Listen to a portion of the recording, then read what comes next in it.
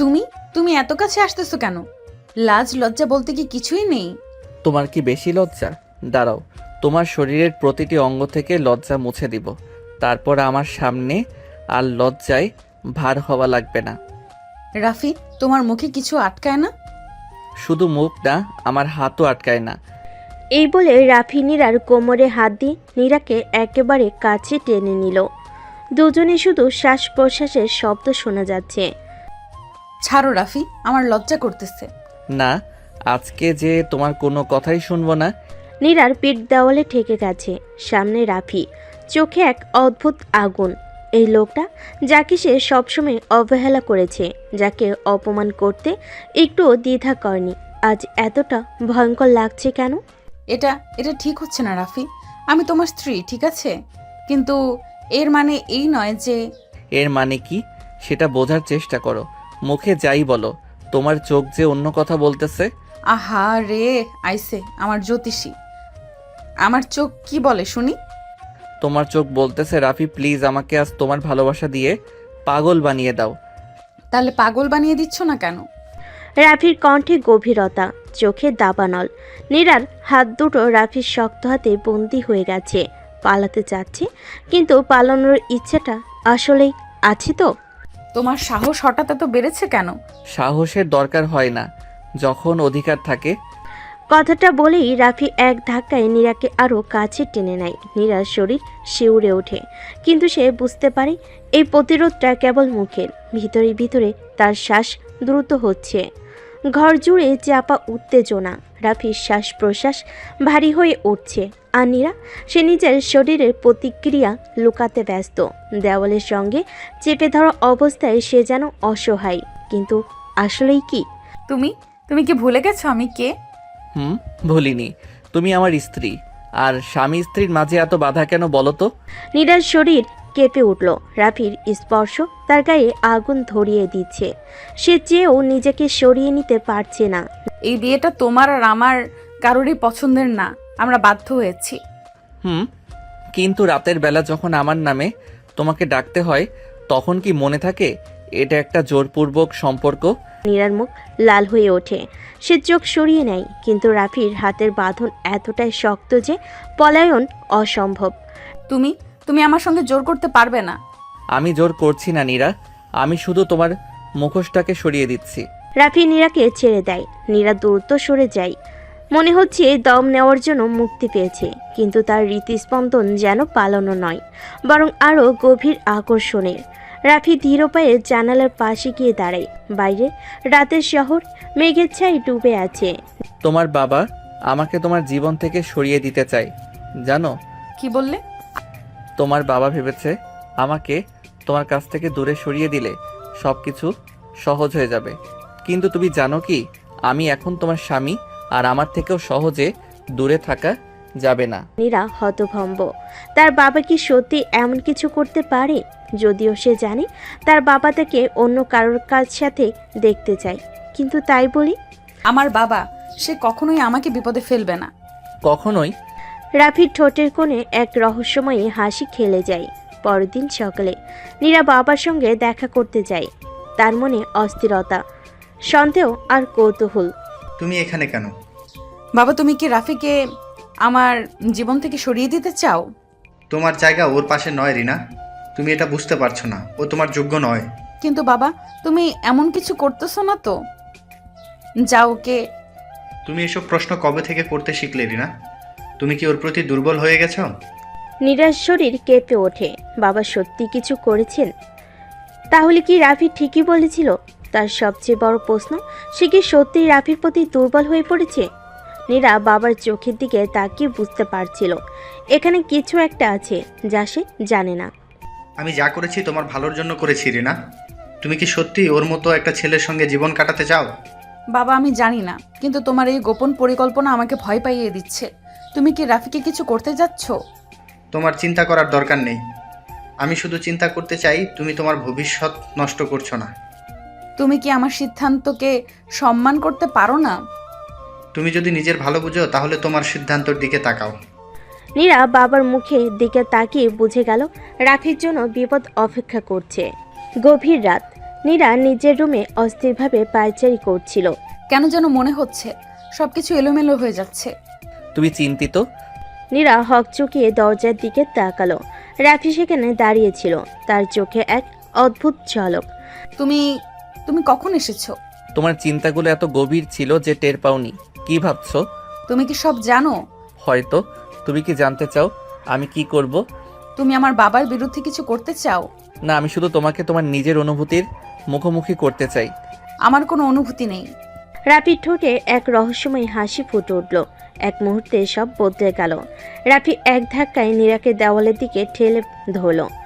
তুমি তুমি সবসময় আমার ব্যক্তিগত জায়গায় আসো কেন?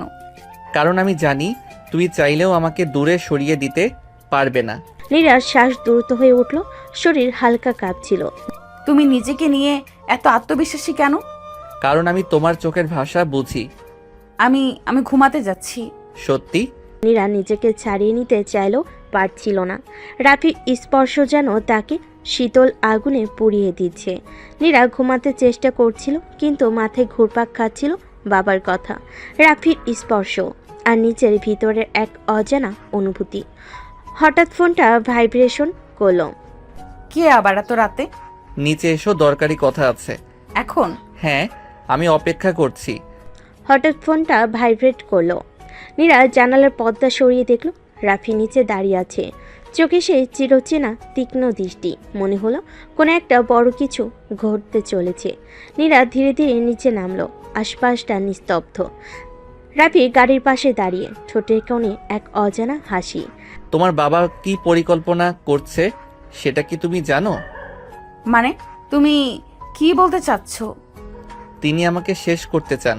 তোমার জন্য, আমার জন্য এটা মোটেও ভালো কিছু নয়। না বাবা, এমন করবেন না। তাহলে বিশ্বাস করো, আমি যদি বাঁচতে চাই তাহলে আমারও কিছু করতে হবে। তুমি কি বাবার বিরুদ্ধে কিছু করবে? আমি শুধু চাই তুমি জানো আমি তোমাকে ভালোবাসি, কিন্তু নিজের অস্তিত্ব রক্ষার জন্য আমি কিছুই ছেড়ে দেব না। রাফি চোখের ধরনের প্রতিজ্ঞা ছিল। নীরা বিভ্রান্ত হয়ে গেল। সে কি সত্যি এমন ভালোবাসায় জড়িয়েছে যার শেষ অন্ধকার? তুমি কেন এমন করছো? আমি কি তোমার কাছে কেবল একটা চ্যালেঞ্জ? তুমি নিজেই জানো আমি তোমাকে কিভাবে দেখি। তুমি আমার জীবন নিয়ে খেলছো রাফি। তাহলে থামাও, আমাকে সরিয়ে দাও। নীরা পারল না। রাফি তীব্র দৃষ্টি, তার উষ্ণ নিঃশ্বাস, সে যেন নিজেকে হারিয়ে ফেলছে। তুমি চাইলেও আমাকে অস্বীকার করতে পারবে না নীরা। তুমি একটা পাগল। পাগল? তবে শুধু তোমার জন্য। রাত আরও গভীর হয়ে আসছিল, কিন্তু এই দুই হৃদয়ের মধ্যে তীব্র উত্তেজনা ধীরে ধীরে বিস্ফোরণের অপেক্ষায়। রাতে সেই ঘটনাগুলো এখনও নীরার মাথায় ঘুরপাক খাচ্ছিল। রাফির চোখের ভাষা, তার স্পর্শ, সেই উত্তাপ, সব যেন তাকে আরও বেশি অস্থির করে তুলছিল। সকালে ডাইনিং টেবিলে বসেছিল, কিন্তু খেতে ইচ্ছে করছিল না। কি হয়েছে মা, ঠিকমতো খাচ্ছ না কেন? মনে হচ্ছে ক্লান্ত লাগছে। আজকে পার্টির জন্য তৈরি থেকো। তোমার বাগদানের ঘোষণা দেওয়া হবে। কি? আমি কিছুই জানতাম না। তোমাকে জানানোর প্রয়োজন ছিল না। তুমি যা চাও সেটা নয়, আমরা যা চাই সেটাই হবে। নীরা বুঝতে পারছিল এটা রাফির জন্য একটা পরিষ্কার হুঁশিয়ারি, কিন্তু তার নিজের মন বলছে। বিকেলের দিকে নীরা গাড়ি নিয়ে বের হলো। সে জানতো রাফি কোথায় থাকতে পারে। তাকে দেখতে পেল একটি পুরানো গোদামের কাছে, যেখানে সে দাঁড়িয়েছিল অন্যরকম এক অন্ধকার ভাব নিয়ে। তুমি জানো বাবা কি করেছে? আমি জানি, তোমাকে বিক্রি করে দিচ্ছে, তাই না? এই বিয়ে আমার ইচ্ছার বিরুদ্ধে। তুমি কি চাও? আমি জানি না। তুমি জানো না, নাকি সত্যিটা বলতে ভয় পাচ্ছ? রাফি প্লিজ, এভাবে আমাকে বাধ্য করো না। বাধ্য? আমি তোমার চোখের ভাষা পড়তে পারি নীরা। তুমি নিজেকেও মিথ্যে বলছো। নীরা চোখ বন্ধ করলো। রাফির দেহের উত্তাপ যেন তার সমস্ত প্রতিরোধ গলিয়ে দিচ্ছে। সে কি সত্যি তার বাবার সিদ্ধান্ত মেনে নেবে নাকি? তুমি চাও আমি কি করি? তুমি নিজেই জানো নীরা। রাফি আরও কাছে এলো। নীরার হাত নিজের হাতে চেপে ধরল। তার নিঃশ্বাস এক দহনের দহন, যেন অপেক্ষা করছিল এই মুহূর্তটার জন্য। তুমি সবকিছু এত সহজ ভাবো কেন? কারণ আমি জানি তুমি আসলেই কি চাও। আর কোনো কথা না বলে রাফি নীরাকে নিজের আরও কাছে টেনে আনলো। উত্তেজনার সীমানা পেরিয়ে যাচ্ছিল দুজনেরই। সন্ধ্যা হয়ে এসেছে। পুরো বাড়ি সাজানো হয়েছে ঝলমলে আলোয়। সবাই জানে আজ এক বিশেষ ঘোষণা আসবে, কিন্তু নীরা জানে এই ঘোষণা তার জীবনের সবচেয়ে বড় দুঃস্বপ্ন হতে যাচ্ছে। সবাইকে ধন্যবাদ আজকের এই আনন্দ ঘন সন্ধ্যায় আসার জন্য। আজকে আমি আমার মেয়ের বাগদান ঘোষণা করতে যাচ্ছি। অতিথিদের মধ্যে কৌতূহল উচ্ছ্বাস, কিন্তু নীরার মনে যেন ঝড় উঠেছে। সে আমি একটু আসছি। দ্রুত বেলকনিতে বেরিয়ে এলো, কিন্তু হঠাৎ তার সামনে হাজির হলো সে ব্যক্তি যাকে সে এক মুহূর্তের জন্য ভুলতে পারেনি। তুমি এখানে কি করছো? তুমি কি করছো সেটা বরং বলো। বিয়ের পুতুল সাজার জন্য প্রস্তুত? এইটা আমার বাবা চায়, আমি পারবো না তাদের বিরুদ্ধে যেতে। তাহলে শোনো, তোমার বাবা আমাকে শেষ করতে চায়, আর আমি চুপ করে থাকবো না। রাফির চোখে বিদ্রোহের আগুন, কিন্তু তার হাতে যখন নীরার কোমর চেপে ধরল তখন সেটা ছিল আকাঙ্ক্ষার দাবানল। রাফি, এটা পার্টি, প্লিজ। তাহলে থামাও আমাকে। যদি সত্যি বিয়ে করতে চাও তবে একবার আমাকে সরিয়ে দাও। কিন্তু নীরার হাত কাঁপছিল, সে পারল না, এক চুলও সরতে পারল না। তুমি আমার উত্তর দিয়ে দিলে। তুমি আমার সাথে কি করতে চাও? তোমাকে মনে করিয়ে দিতে চাই আমি তোমার সবকিছু। রাফি এক ধাক্কায় তাকে দেওয়ালে চেপে ধরল। বাইরে অতিথিরা ভেতরে এক অগ্নি স্ফুলিঙ্গ তৈরি হতে যাচ্ছে। আমরা ধরা পড়ে যাব। তাহলে আমাকে ছেড়ে দাও। নীরা পারল না, তার হাত, তার শরীর, তার মন সবই রাফির নিমন্ত্রণে চলে গেছে। ঠিক সেই মুহূর্তে দরজার বাইরে কারোর পায়ের শব্দ। রাফি, কেউ আসছে। আমি ভয় পাই না নীরা। দরজা খুলে গেল। বাইরে দাঁড়িয়ে নীরার বাগদত্তা তাহসান, তার চোখে এক অদ্ভুত দৃষ্টি। আমি বুঝতেই পারছিলাম কিছু একটা হচ্ছে। তাহলে আমার বাগদত্তা একটা অপরাধীর বাহুতে কি করছে? সে যদি আমার বাহুতে থাকে তাহলে বুঝতে হবে সে নিজেই চেয়েছে। চারপাশের বাতাস থমকে গেল। এবার যুদ্ধ শুরু হবে। নীরার বাগদত্তা তাহসানের সামনে রাফি বুক চিতিয়ে দাঁড়িয়েছিল, যেন চ্যালেঞ্জ ছুড়ে দিচ্ছে। নীরার হাত তখনও রাফির বাহু স্পর্শ অনুভব করছিল, কিন্তু তার মন ছিল আতঙ্কে ভরা। তুমি খুব সাহসী রাফি। জানো তো আমার সঙ্গে প্রতিযোগিতা করাটা তোমার জন্য কতটা বিপজ্জনক? আমি প্রতিযোগিতা করি না, যা আমার তা নিজেই নিয়ে নেই। তাহসান, এটা তেমন কিছু নয়। তোমাকে জোর করা হয়েছে নাকি তুমি নিজেই চাইছিলে? নীরা কোনো উত্তর দিতে পারল না। তার চোখে দ্বিধা দেখে তাহসান হেসে উঠল। বুঝতে পেরেছি। আমি এমন একটা মেয়ে চাই না যে নিজের ইচ্ছেই অন্য পুরুষের বাহুতে যায়। তাহলে ভালোই হলো, তোমার জন্য সময় নষ্ট করতে হবে না। তাহসান এবার রাগে থরথর করে কাঁপছিল। সে একটা ঘুষি মারতে যাচ্ছিল, কিন্তু রাফি তার হাত চেপে ধরে শক্ত করে মুচড়ে দিল। তুমি এটা করে ভুল করেছো রাফি। আমি যা করি সব হিসেব করেই করি। নীরা দেখল আশেপাশের অনেকেই এদিকে তাকিয়ে আছে। সে জানতো এই মুহূর্তে কিছু একটা না করলে পরিস্থিতি হাতের বাইরে চলে যাবে। তাহসান, এটা ভুল বোঝাবুঝি। চলো, এখানে দাঁড়িয়ে থেকে লাভ নেই। তুমি কি সত্যি চাও আমি এখান থেকে চলে যাই? এটা আমাদের জন্য ভালো হবে। রাফি নিজের চোখের গভীরতা বুঝতে চেষ্টা করলো, তারপর সে আস্তে আস্তে পিছু হটল, কিন্তু যার আগে তাহসানের দিকে তাকিয়ে পড়ল। তোমার মতো কাপুরুষের হাতে নীরা কখনো সুখী হবে না। আমার পাল্টা চালের জন্য অপেক্ষা করো রাফি। এই চ্যালেঞ্জের আগুন নেভার কোনো সুযোগ ছিল না। গভীর রাতে নীরার ঘরে জানালার কাছে টোকা পড়ল। তার বুক ধরফর করে উঠল, কারণ সে জানতো এটা কি হতে পারে। তুমি এখানে কেন? আমি কি তোমার সাথে দেখা করতে পারবো না? তুমি জানো না বাবা যদি জানতে পারে? তোমার ভয়টা বেশি নাকি আমার স্পর্শের আকাঙ্ক্ষা? নীরা কথা বলার আগে রাফি তার কোমরে হাত রাখলো। সিদ্ধারা দিয়ে যেন বিদ্যুৎ খেলে গেল। রাফি, এটা ঠিক না। তাহলে ঠেকাও আমাকে। কিন্তু নীরার শরীরের প্রতিটি কোষ জানতো সেই স্পর্শ চাইছিল। রাফির হাত যখন ধীরে ধীরে উপরে উঠল, তার নিঃশ্বাস দ্রুত হয়ে উঠল। এই রাতে, এই মুহূর্তে সে কি সত্যি নিজেকে আটকাতে পারবে? নীরার ঘরটায় তখন শুধু নীরবতা আর উত্তেজনার দোলাচল। রাফির আঙ্গুলের স্পর্শে যেন আগুন জ্বালিয়ে দিচ্ছে তার শরীরে, কিন্তু সে জানে এবার হারিয়ে গেলে আর ফেরা সম্ভব না। রাফি, এটা ঠিক না। আমি ঠিক ভুল বুঝি না নীরা, আমি শুধু তোমাকে চাই। তুমি কি আমাকে চাও না? নীরা চোখ বন্ধ করলো, যেন নিজের ভেতরে যুদ্ধটাকে শেষবারের মতো সামলানোর চেষ্টা করছে। কিন্তু রাফির হাত যখন তার ঘাড় বেয়ে নিচে নামলো, তখন সে জানলো আর সম্ভব না। তুমি আমার জীবন ধ্বংস করে দেবে রাফি।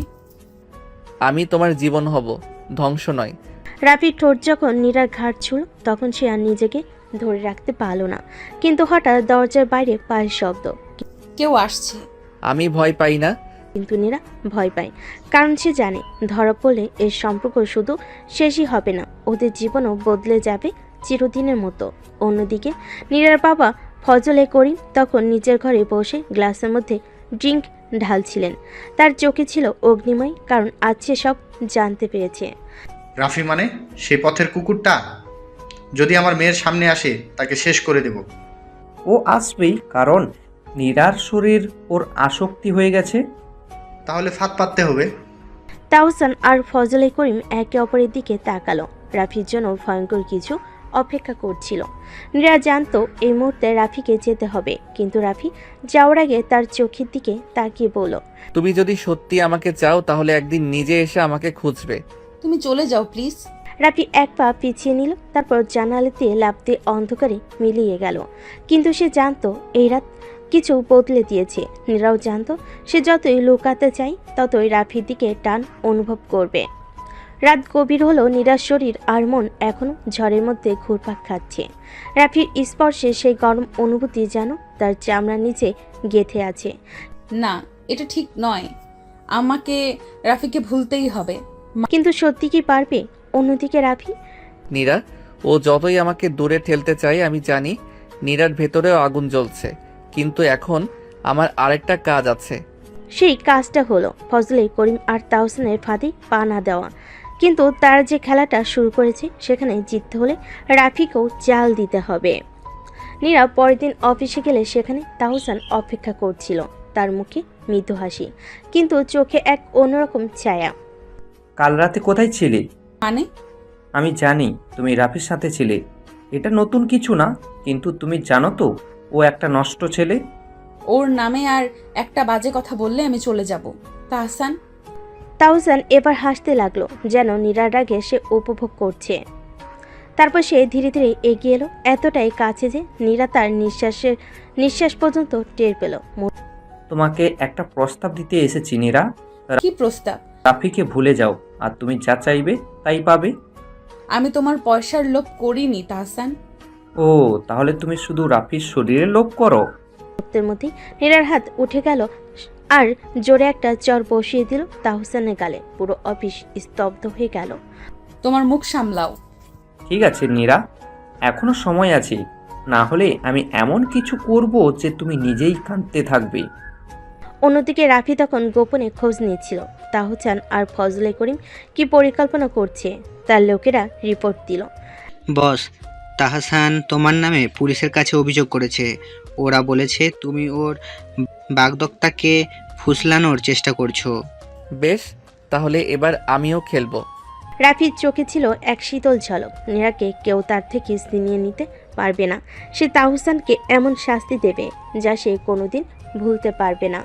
রাত গভীর, কিন্তু রাফির চোখে এক বিন্দু ঘুম নেই। সে জানে এখন যদি সে এক পাও ভুল করে তবে নীরাকে চিরদিনের মতো হারাতে হবে। বস, আমরা খোঁজ নিয়েছি, তাহসান শুধু পুলিশ নয়, কিছু গুন্ডাও লাগিয়েছে আপনাকে মারার জন্য। গুন্ডা? তাহসান কি ভেবেছে আমি এখনো সেই গরিব ছেলেটা? ওর ভুল ভাঙানোর সময় এসেছে। রাফি ফোন বের করলো, তারপর কারো একটা নাম্বারে কল দিল। ওদের সবাইকে শেষ করে দাও, কিন্তু তাহসানকে আমার জন্য রেখে দিও। ওর জন্য আমার নিজস্ব প্ল্যান আছে। রাফির ঠোঁটের কোণে এক চিলতে ভয়ঙ্কর হাসি ফুটে উঠল। পরের দিন রাত, নীরা একা নিজের ঘরে বসে আছে, কিন্তু তার মাথায় শুধু একটাই নাম, রাফি। না, আমি আর ওর কথা ভাববো না। কিন্তু শরীর তো মনের কথা শোনে না। তার চামড়ায় এখনো রাফির স্পর্শের দাগ লেগে আছে। রাফির শ্বাসের উত্তাপ যেন এখনো তার গলায় ঘুরে বেড়াচ্ছে। হঠাৎ জানালার পাশে একটা ছায়া। কে? তুমি কি সত্যি আমাকে ভুলে যেতে পারবে নীরা? নীরার শরীর কেঁপে উঠল। সে জানতো রাফিকে তার কাছ থেকে দূরে রাখা সম্ভব না। রাফি ধীরে ধীরে এগিয়ে এলো। নীরা চেয়ারে বসা, আর রাফি তার সামনে হাঁটু গেড়ে বসলো। আমাকে একবার বলো নীরা, আমি চলে যাব। শুধু একবার বলো, তুমি আমাকে আর চাও না? নীরার ঠোঁট কাঁপছে, কিন্তু সে বলতে পারছে না। তুমি চাইলেও আমি তোমাকে ভুলতে পারবো না। তোমার শরীর, তোমার চোখ, এগুলো শুধু আমার জন্য। নীরার শ্বাস আটকে আসছে। রাফি, এটা ঠিক নয়। তাহলে আমাকে থামাও। কিন্তু নীরা জানে সে থামাতে পারবে না। সে রাফিকে দূরে ঠেলতে গিয়েও পারেনি। উল্টো রাফির গরম নিঃশ্বাসে আরও বেশি কাঁপছে। অন্যদিকে ফজলে করিম তখন তাহসানের সাথে বসে প্ল্যান করছে। তাহসান, তুমি বলেছিলে রাফিকে সহজেই সরিয়ে দিবে, কিন্তু সে তো এখনও বেঁচে আছে। চিন্তা করবেন না আঙ্কেল, এবার সে আর বাঁচবে না। আমি এমন একটা প্ল্যান করেছি সেখানে সে নিজেই ফেঁসে যাবে। ফজলে করিম আর তাহসান একে অপরের দিকে তাকিয়ে হাসল। কিন্তু তারা জানতো না তারা যে জালে রাফিকে ধরতে যাচ্ছে সেখানে তারা নিজেরাই আটকে যাবে। নীরার শরীরের প্রতিটা শিরা উপশিরে উত্তেজনার স্রোত বয়ে চলছে, কিন্তু সে নিজেকে বোঝানোর চেষ্টা করছে এটা ঠিক নয়। কিন্তু রাফির চোখে সেই গভীর দৃষ্টি, তার উষ্ণ নিঃশ্বাস, সব কিছু মিলিয়ে সে যেন নিজের নিয়ন্ত্রণ হারিয়ে ফেলছে। তুমি বললেই চলে যাব নীরা, কিন্তু সত্যিটা বলো, আমাকে কি তুমি সত্যিই দূরে ঠেলে দিতে পারবে? রাফি, এটা ভুল। ভুল? তাহলে তোমার শরীর কেন কাঁপছে? তোমার নিঃশ্বাস কেন এত দ্রুত হচ্ছে? নীরা মুখ ফিরিয়ে নিল, কিন্তু রাফি ধীরে ধীরে তার চিবুক ধরে নিজের দিকে ফিরিয়ে নিল। তুমি আমার নীরা, এটা যত তাড়াতাড়ি মেনে নেবে ততই ভালো হবে। কিন্তু আমাদের সামাজিক পার্থক্য, আমার পরিবার। তাহলে কি তুমি তোমার সুখের চেয়ে সমাজের কথা ভাববে? নীরা এবার আর কোনো কথা বলল না। সে শুধু অনুভব করলো রাফির হাতের ছোঁয়া তার শরীর যেন আগুন হয়ে উঠেছে। অন্যদিকে তাহসান তার প্ল্যানের প্রথম ধাপ শুরু করেছে। রাফির বিরুদ্ধে পুলিশের কাছে বড় অভিযোগ করেছে সে। তাহসান সাহেব, আমরা আপনার অভিযোগ পেয়েছি। রাফিকে খুঁজে বের করা হবে। জানি অফিসার, ও এবার আর পালাতে পারবে না। কিন্তু তাহসান জানতো না রাফি কোনো সাধারণ ছেলে নয়। রাফি যখন নীরার ঘর থেকে বের হলো তখন সে খবর পেল পুলিশ তাকে খুঁজছে। বস, আমরা কি করব? পুলিশ একদম আমাদের পেছনে লেগেছে। পুলিশ আমার জন্য নয়, আমাকে ফাঁসানোর জন্য পাঠানো হয়েছে। আর আমি ঠিক করেছি এবার আমি ফাঁদেই ঢুকবো, কিন্তু খেলাটা আমার নিয়মে চলবে। রাফির চোখ ঝলসে উঠল প্রতিশোধের আগুন। রাত গভীর। রাফি জানে পুলিশ তার জন্য অপেক্ষা করছে। সে নীরার বাসা থেকে বের হতেই কয়েকটা গাড়ির হেডলাইট জ্বলে উঠল। রাফি, তুমি ধরা পড়ে গেছো। হাতে মাথা রেখে হাঁটু গেড়ে বসো। রাফি ধীরে ধীরে দাঁড়ালো, মুখে এক অন্যরকম রহস্যময় হাসি। তাহসান বড্ড তাড়াহুড়ো করেছে। তোমার খেলা শেষ। ঠিক তখনই দূরে একটা বিশাল বিস্ফোরণ। পুলিশের গাড়িগুলো এক মুহূর্তের জন্য কেঁপে উঠল। এই সুযোগে রাফি দৌড়তো পাশের গলির অন্ধকারে মিশে গেল। ও পালালো কিভাবে? আমি তোমাদের টাকা দিলাম কেন তাহলে? স্যার, এটা একটা সেটআপ ছিল। রাফি আমাদের থেকেও এক ধাপ এগিয়ে। তাহসানের চল শক্ত হয়ে গেল। সে জানে এবার রাফি শুধু প্রতিশোধ নেবে না, ওর ধ্বংস নিশ্চিত করবে। নীরা জানালার পাশে দাঁড়িয়ে আছে। সে দেখছে রাফিকে ধরতে গিয়ে পুলিশ ব্যর্থ হলো, কিন্তু তার মনে ভেতরে একটা ভয় ঘুরপাক খাচ্ছে। রাফি কি সত্যি বিপদে? আমি জানি না সুমাইয়া, কিন্তু ওর জন্য আমার হৃদয়টা কেমন যেন কাঁপে। নীরা, তুমি কি সত্যি রাফিকে ভালোবেসে ফেলেছো? আমি জানি না সুমাইয়া, কিন্তু ওর জন্য আমার হৃদয়টা কেমন যেন কাঁপে। তাহলে সাবধান থাকো, কারণ রাফির সাথে থাকলে ঝড় আসবে। নীরা জানে ঝড় আসবে, কিন্তু সে কি তাতে ভেসে যাবে নাকি রাফির হাত ধরে বাঁচবে? শহরের এক নির্জন জায়গায় রাফি তার লোকজন নিয়ে বসে আছে। সামনে একটা মানচিত্র রাখা। তাহসানকে একটা শিক্ষা দিতে হবে। ও ভেবেছে আমি পালিয়ে যাব, এবার খেলা আমিই চালাবো। বস, আমরা প্রস্তুত, শুধু আপনার সিগন্যালে। তাহলে কাল রাতেই তাহসানের রাজত্ব কেঁপে উঠবে। রাফি চোখের আগুন এবার ধ্বংসের বার্তা দিচ্ছে। সামনে যা আসবে পুরো ছাই হয়ে যাবে। রাত গভীর। শহরের ব্যস্ত রাস্তাগুলো তখন শান্ত, কিন্তু তাহসানের অফিসের চারপাশে একটা ভিন্ন উত্তেজনা। তার দেহরক্ষীরা সবসময় তৎপর, কারণ রাফির পাল্টা আঘাত যে কোনো সময় আসতে পারে। আমি এত টাকা খরচ করলাম, এত প্ল্যান করলাম, তবুও রাফিকে ধরতে পারলাম না। স্যার, রাফি খুব চালাক। সে আমাদের প্রত্যেকটা চাল আগে থেকেই ধরে ফেলেছে। তাহলে এবার তার হৃদয়ের জায়গায় আঘাত হানতে হবে। তাহসান টেবিলে রাখা একটা ছবি তুলল। ছবিতে নীরা। নীরা নিজের ঘরে বসে রাফির কথা ভাবছিল। সে জানে রাফির জীবন তার কারণে আরো বিপদে পড়েছে। হঠাৎ ফোনটা বেজে উঠল।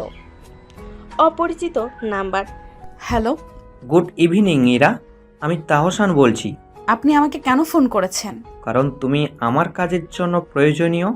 তুমি যদি চাও রাফি বেঁচে থাকে তাহলে কাল রাত 8টায় আমার রেস্টুরেন্টে চলে আসবে একা। নীরার বুকের ধুকপুকানি বেড়ে গেল। সে জানে এটা একটা ফাঁদ, কিন্তু সে রাফিকে বাঁচাতে যাবে। অন্যদিকে রাফি তার প্ল্যানের শেষ প্রস্তুতি নিচ্ছে। তাওসানের অবৈধ ব্যবসার মূল হেডকোয়ার্টার আজ রাতেই ধ্বংস হবে। বস, আমরা তৈরি, কিন্তু শুনলাম তাহসান নাকি নীরার পেছনে লেগেছে। তাহলে আমার প্রথম টার্গেট হবে তাহসান নয়, নীরাকে বাঁচানো। রাফি এবার আরও ভয়ঙ্কর হয়ে উঠল। তাওসান ভেবেছিল সে রাফি দুর্বল জায়গায় আঘাত করেছে, কিন্তু সে জানে না রাফি যখন ভালোবাসে তখন সে ধ্বংস করতে ভয় পায় না। নীরা জানে তাওসানের ডাকে যাওয়া মানে নিজের জীবন ঝুঁকিতে ফেলা, কিন্তু সে যদি না যায় তাহলে রাফি আরও বিপদে পড়বে। এই দ্বিধা নিয়ে সে রাত 8টার দিকে রেস্টুরেন্টের দিকে রওনা দিল। বাহ নীরা, তুমি সময় মতো এসেছো। সত্যি বলতে আমি ভাবিনি তুমি এত সহজে ধরা দেবে। আমি এখানে এসেছি শুধু রাফিকে নিয়ে কথা বলতে। ও, তুমি এখনো বুঝতে পারোনি তাই না? রাফিকে আমি 1 সেকেন্ডেও শেষ করতে পারি, কিন্তু আমার আসল ইচ্ছে সেটা নয়। তাহলে তোমার আসল ইচ্ছে কি? তুমি নীরার শরীর ঘিন ঘিন করে উঠল। তাওসানের চোখে একটা হিংস্র লালসা। সে দ্রুত একপাশে সরতে চাইল, কিন্তু তখনই দুজন দেহরক্ষী তাকে চেপে ধরল। তুমি একটা জানোয়ার, আমাকে ছেড়ে দাও। চিৎকার করে লাভ নেই ডার্লিং, এখানে কেউ তোমাকে সাহায্য করতে আসবে না। রাফির লোকজন খবর এনেছে নীরা বিপদে। সে সময় নষ্ট না করে সঙ্গে সঙ্গে রওনা দিল। বস, আমাদের হাতে খুব কম সময়। তাহসান ওকে কোনো ক্ষতি করে ফেলবে না তো? আমি থাকতে কেউ নীরাকে ছুঁতে পারবে না। রাফির বাইক দ্রুত গতিতে ছুটে চলো অন্ধকার রাস্তা ভেদ করে। তার চোখে ছিল একটাই প্রতিজ্ঞা, তাওসানের ধ্বংস। তাওসান নীরাকে শক্ত করে ধরে আছে, কিন্তু চোখে হঠাৎ আতঙ্ক ফুটে উঠল। স্যার, একটা সমস্যা হয়েছে। রাফি এখানে চলে এসেছে। কি? অসম্ভব। পরের মুহূর্তে দরজা ভেঙে ভিতরে ঢুকলো রাফি। তার চোখে আগুন, হাতে বন্দুক। হাত ছাড়ুন। ও, তুমি এসে গেছো? কিন্তু তুমি একা, আর আমি পুরো ফোর্স নিয়ে বসে আছি। রাফি হাসলো, ঠান্ডা এক ভয়ঙ্কর হাসি। আমি কখনো একা যাই না তাহসান। পরের মুহূর্তেই জানালার কাজ ভেঙে পড়ল। চারিদিক থেকে রাফির লোকজন ঢুকে পড়ল রুমে। তোমরা সবাই এখানে কিভাবে এলে? খেলা শেষ তাহসান, এবার শিকারি কে তা বুঝতে পারছো তো? পরিবেশ থমথমে। রাফির চোখ রাগে জ্বলছে। বন্দুকের নিশানা সোজা তাহসানের কপালে। তার চারপাশে তার বিধ্বস্ত লোকজন, আর তাহসানের দেহরক্ষীরা আতঙ্কে জমে গেছে। তুমি কি ভেবেছো আমাকে এত সহজে শেষ করে ফেলবে? আমি কাউকে সহজে মারি না তাহসান, কিন্তু যারা আমার ভালোবাসার মানুষের দিকে হাত বাড়ায় তাদের জন্য আমার কোনো দয়া নেই। রাফি প্লিজ এক্ষুনি ওকে শেষ করো না। রাফির চোখে এক মুহূর্তের জন্য দ্বিধা দেখা গেল, আর ঠিক সেই সুযোগেই তাহসান তার কোমরের পিস্তল বের করে গুলি চালালো। গুলির শব্দে পুরো রেস্টুরেন্ট কেঁপে উঠল। রাফি দ্রুত পাশ কাটিয়ে গেল, কিন্তু তার কাঁধে একটা গুলি লেগে গেল। রাফি, আমি ঠিক আছি। রাফি লোকেরা সঙ্গে সঙ্গে পাল্টা আক্রমণ চালালো। গুলি ছুটতে লাগলো, চারদিকে বিশৃঙ্খলা ছড়িয়ে পড়লো। তোমরা সবাই মারো ওদের। কিন্তু রাফির প্ল্যান আগে থেকেই প্রস্তুত ছিল। তার লোকেরা কয়েক মিনিটের মধ্যেই তাওসানের বেশিরভাগ দেহরক্ষীকে নিষ্ক্রিয় করে ফেল। এখনো সব শেষ হয়নি রাফি। বলে সে দ্রুত পিছনের দরজা দিয়ে পালানোর চেষ্টা করলো, কিন্তু রাফি তাকে সহজে ছাড়ার পাত্র নয়।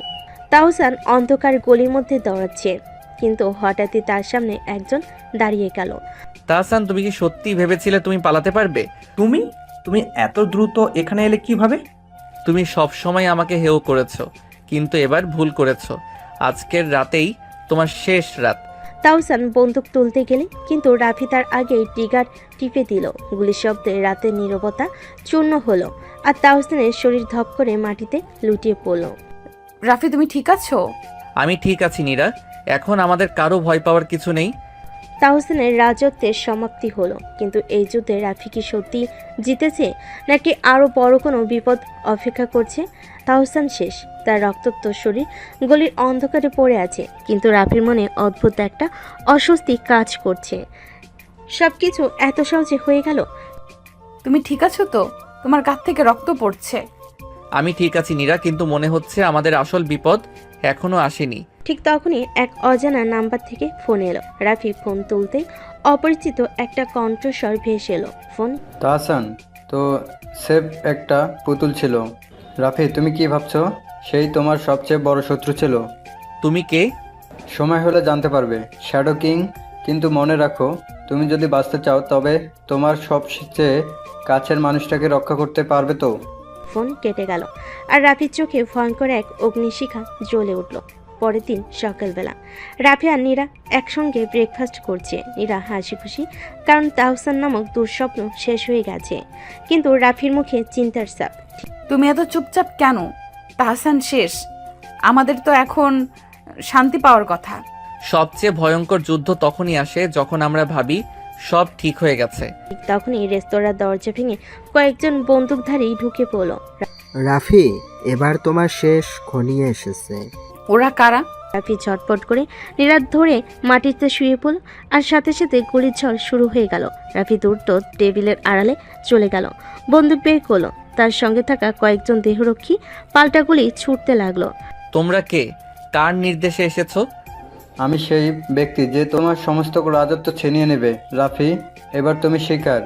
রাফি বুঝতে পারল তাহসান তো শুধু একটা চ্যাপ্টার ছিল, এখন তার সামনে দাঁড়িয়ে আছে নতুন এক ভয়ঙ্কর শত্রু, যে আরও দ্রুত, আরও নিষ্ঠুর। রেস্টুরেন্টের ভেতর গুলির ঝড় বয়ে যাচ্ছে। রাফি একের পর এক প্রতিপক্ষকে গুলি করছে, কিন্তু শত্রুরা যেন শেষ হতে চায় না। রাফি, আমরা এইভাবে বাঁচবো কিভাবে?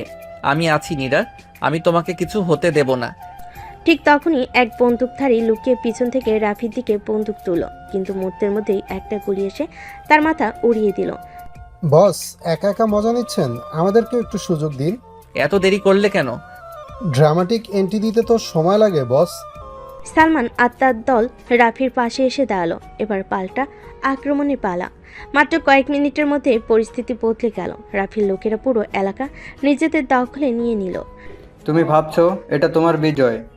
বেঁচে থাকলে বিজয় নিয়ে কথা বলো। রাফির সামনে এগিয়ে গেল, বন্দুকটা শত্রুর কপালে ঠেকালো। তুমি জানো না তুমি কাদের বিরুদ্ধে গিয়েছো? আমি শুধু জানি, কেউ যদি আমাকে শেষ করতে চায় তবে তাকে আমি আগে শেষ করব।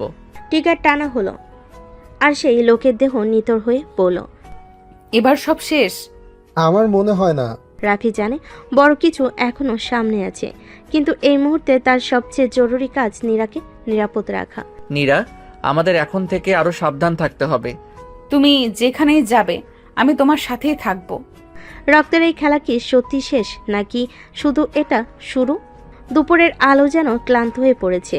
একান্তে নীরা ও রাফি নিজেরাই নিজেদের সামলে নিচ্ছে, কিন্তু নীরার মুখে এখনো চিন্তার ছাপ। রাফি, তুমি তো বলেছিলে সব শেষ হয়ে গেছে, কিন্তু তোমার চোখে আমি এখনো যুদ্ধ দেখি। কারণ যুদ্ধ এখনো শেষ হয়নি। আমি শুধু অস্ত্র নামিয়েছি, হেরে যাইনি। তুমি কিছু লুকাচ্ছ আমার থেকে? যদি বলি তোমার সবচেয়ে কাছের কেউ তোমার পেছনে ছুরি মারতে চলেছে। রাফি নীরার মুখের দিকে তাকায়, কিন্তু কোনো উত্তর না দিয়ে উঠে চলে যায়। নীরার মনে প্রশ্নের ঢেউ। বিকেলে নীরা একা ছাদে বসে আছে। হঠাৎই সেখানে এসে দাঁড়ায় রাফির পুরনো শত্রু রায়ান। তুমি জানো রাফি কেমন লোক? সে একটা খুনি। তুমি এখানে কি করছো? আমি এসেছি তোমাকে সত্যি বলার জন্য। তুমি জানো রাফি আর মায়ের মৃত্যুর পেছনে নিজে জড়িত। তুমি মিথ্যা বলছো। সে শুধু প্রতিশোধের জন্য তোমাকে ব্যবহার করেছে। একদিন তুমি নিজেই বুঝবে। রায়ান চলে যায়, নীরার মুখে অস্পষ্ট দ্বিধা আর ভয়। রাতের বেলায় রাফি তার গোপন বেসমেন্টে বসে আছে। সামনে একটা ল্যাপটপ, ভিডিও চলছে যেখানে দেখা যাচ্ছে নীরার ফোনে কে মেসেজ পাঠাচ্ছে বারবার। তুই রায়ান, তোকে আমি শেষ করব। তুই আমার নারীতে বিষ ঢালতে চাস? বস, আপনার অনুমতি পেলে আমরা ওর ঠিকানা খুঁজে পেয়েছি। এই রাতেই শেষ করতে হবে। ও যেন বুঝে ছায়ার রাজাকে স্পর্শ করার মূল্য কি। রাফি আর সালমান গাড়ি নিয়ে বেরিয়ে পড়ে রাতের আধারে, যেখানে এক অন্ধকারে ফাঁদ পেতে বসে আছে রায়ান। রাতের আধারে শহরের বাইরে এক পুরনো গুদাম ঘর। ভেতরে টেবিলে বসে আছে রায়ান, সিগারেটের ধোঁয়ার মাঝে তার চোখে চরম আত্মবিশ্বাস। রাফি আসবেই, আর আজকে ওর লাশটা এখানেই পড়বে। সব লোক মোতায়েন করে দিয়েছি বস। একটা চড়াও হলে গুলি চলতে আর 1 সেকেন্ডও লাগবে না। রাফির সময় ফুরিয়েছে, এবার নীরাও আমার হবে। ঠিক তখনই বাইরে বড় বড় করে কয়েকটা এসইউভি এসে দাঁড়ায়। রাফি নামলো, চোখে ভয়ঙ্কর শীতলতা। রায়ান, তুই আমার নারীতে হাত দিতে চাস? আজ তোকে গুলি নয়, ছায়ার মতো অদৃশ্য মৃত্যু উপহার দিব। তুই এত ঘাবড়ে গিয়েছিস যে নিজেই মৃত্যুর মুখে এসেছিস রাফি। রায়ান হাত তুলে ইশারা করে। মুহূর্তে গুদামের চারপাশে ছুটে আসে মুখোশধারী বন্দুকধারীরা। বস, আপনার পাশেই আছি। আমার রক্তে আগুন জ্বলছে সালমান। এক একটা গুলিতে ছিটকে পড়ে রায়ানের লোকজন। রাফি নিখুঁতভাবে একের পর এক টার্গেট নিচ্ছে, আর সালমানের গুলির পাশ কাটিয়ে ঢুকে পড়ছে শত্রুদের বুকে। তুই একটা শয়তান। শয়তানকেও ভয় পাই, কিন্তু প্রেমিক হয়ে গেলে আমি নিজের মৃত্যু হয়ে যাই। রাফি এগিয়ে গিয়ে রায়ানের মাথায় পিস্তল ঠিকিয়ে নীরা জানবে তো তুই ওর জন্য কি করেছিস। তাই তো মরছিস, কারণ সে জানে আমি ওর জন্য মরতেও পারি। টানা হয়। রায়ানের শরীর নিথর হয়ে পড়ে। ভোরের আলোয় নীরা বারান্দায় দাঁড়িয়ে, চোখ লাল হয়ে গেছে, কিন্তু হৃদয়ে এক অজানা অশান্তি। রায়ান মরেছে, কিন্তু সে বলেছিল রাফি আমাকে ব্যবহার করছে। যদি সত্যি হয়? তুই জানিস ওকে দেখে আমার ভয় করে। প্রেম করে যেন, কিন্তু প্রতিশোধের আগুনও জ্বলছে ওর ভেতর। আমি জানি আমি ভয় পাই, কিন্তু আমি ভালোবাসি, তাকে হারাতে পারবো না। কিন্তু প্রেম যখন ছায়ায় ঢাকে, তখন সত্য আর মিথ্যার মাঝখানে তৈরি হয় রক্তের নদী। সকালবেলা নীরা নিজের রুমে আয়নার সামনে বসে চুল আঁচড়াচ্ছে। তখনই দরজার নিচ দিয়ে একটা বাদামি খাম ঢুকিয়ে যায় কেউ। এটা আবার কি? কোনো কুরিয়ার তো পাইনি। নীরা খাম খুলতেই এক পাতায় চিঠি, রাফির হাতে লেখা। নীরা, তুমি জানো না আমি কতটা নোংরা একটা জগৎ থেকে এসেছি। আমার চারপাশে রক্ত, বিশ্বাসঘাতকতা আর ধোঁকাবাজি। তোমার জায়গা সেখানে নেই। তোমার জন্য সব ছেড়ে আসতে চাই, কিন্তু ভয় হয় তুমি একদিন জানতে পারো আমি কে, কি করেছি। তুমি যদি কখনো চলে যেতে চাও আমি কিছু বলবো না, কিন্তু জেনে রাখো আমি শুধু তোমাকেই ভালোবেসেছি, একেবারে শেষ নিঃশ্বাস পর্যন্ত। রাফি, তুমি সত্যি এতটা ভাঙা? তুমি তো আমাকে একটিবারও বলনি কিছু। গভীর রাত, ছাদে একা বসে সিগারেট হাতে রাফি, চোখ তার আকাশের দিকে, মনে হচ্ছে ভেতরে আগুন জ্বলছে। বস, আপনি চিঠি দিয়ে আসলেন? আমি ভেবেছিলাম আপনি মুখোমুখি বলবেন। আমি ভয় পাই সালমান, ওর চোখের সামনে আমি নষ্ট হয়ে যাই। আমি চাই ও নিজে আমাকে বুঝুক, কিংবা আমাকে ছেড়ে দিক। আপনি জানেন নীরা ম্যাডাম যেভাবে আপনাকে ভালোবাসে, তাতে সে কখনো ছেড়ে যাবে না। ভালোবাসা কখনো কখনো মৃত্যুর থেকেও বেশি ভয়ঙ্কর ভাই। নীরা ঘুমাতে পারছে না, বিছানায় শুয়ে শুয়ে বারবার চিঠিটা পড়ছে। হঠাৎই রাফির নাম্বারে কল করে বসে। হ্যালো। তুমি চিঠি দিয়ে কেন পালিয়ে গেলে রাফি? কারণ তুমি অনেক বেশি ভালো নীরা। আমি চাই না তোমার সাদা মনটা আমার মতো কালো জীবনে হারিয়ে যাক। তুমি জানো আমি তোমার পাশে থাকলেই নিজেকে নিরাপদ মনে করি। তুমি যতই অন্ধকার হও, আমার ভালোবাসা তোমার আলো হতে চায়। তাহলে তুমি আজ আমার কাছে আসবে? আমি তো সবসময় তোমার, শুধু শরীর নয়, মন, আত্মা, সবটুকু। নীরার কণ্ঠে কাঁপুনি ছিল, কিন্তু চোখে ছিল এক অসীম সাহস। প্রেম যখন ভয় পায়, তখন সে সত্যের কাছে মাথা নত করে না, সে লড়াই করে, আঁকড়ে ধরে। সন্ধ্যার দিকে ধোঁয়ায় ঢাকা রাফি পূর্ণ ঘর। গেট খুলে সাদা শাড়ি পরে হেঁটে আসে নীরা, চোখে শান্তি, ঠোঁটে দৃঢ়তা। তুমি এভাবে এলে কেন? তুমি ভেবেছিলে আমি শুধু তোমার আলোতে থাকবো? না রাফি, আমি তোমার অন্ধকারও ভালোবাসি। তুমি জানো না আমি কার কার রক্তে হাত রাঙিয়েছি।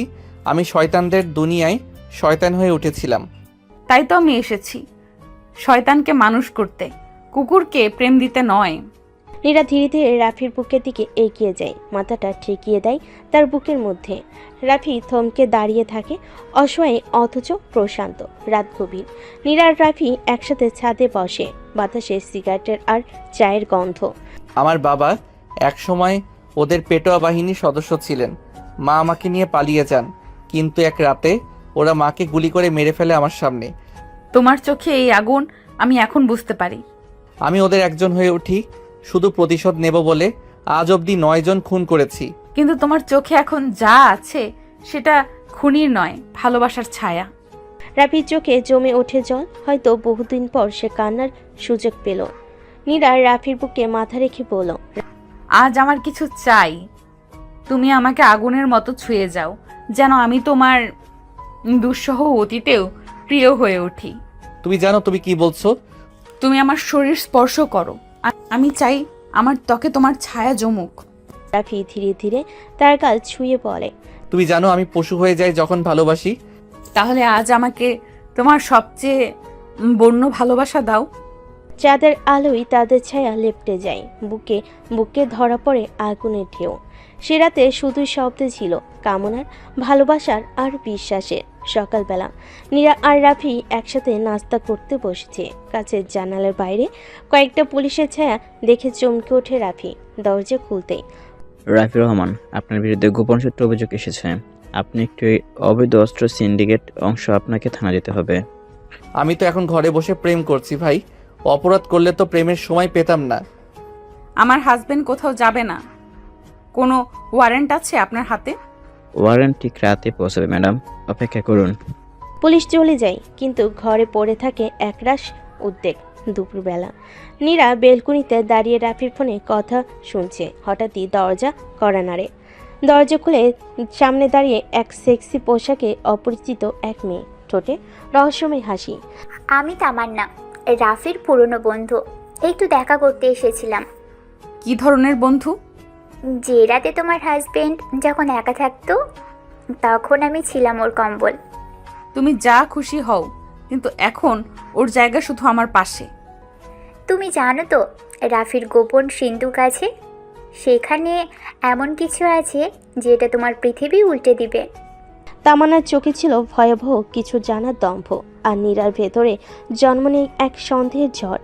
রাত, নীরা চুপচাপ রাফির বুকের উপর শুয়ে আছে, কিন্তু আজ চোখে আর আগের মতো কোমলতা নেই, বরং প্রশ্ন জমে আছে ঠোঁটের কোণে। কি ভাবছো এত? তোমার পুরনো সেই তামান্না বলল তুমি কিছু লুকাচ্ছ। আমি যা লুকিয়ে রাখি তা তোমাকে কষ্ট দেবে, কিন্তু বলি না মানেই বিশ্বাসঘাতকতা নয়। সত্যি? তাহলে আজ আমাকে তোমার লুকোনো সব যন্ত্রণা দিয়ে চেপে ধরো, যেন বুঝি ভালোবাসা মানে কষ্টকেও আলিঙ্গন করা। রাফির চোখে যেন আগুন জ্বলে ওঠে। সে নীরাকে কোলে তুলে বিছানায় নিয়ে যায়।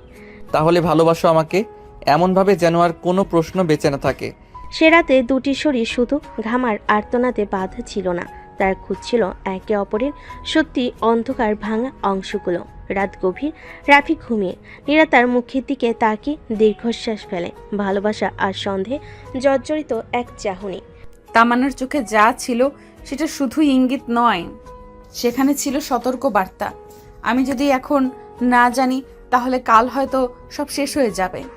নীরা ধীরে ধীরে উঠে দাঁড়িয়ে টেবিলের নিচ থেকে রাফি সেই ছোট্ট লোহার সিন্দুকটা টেনে তোলে। চাবি পায় না, তবে সে জানে রাফি একটা চাবি সবসময় বালিশের নিচে রাখে।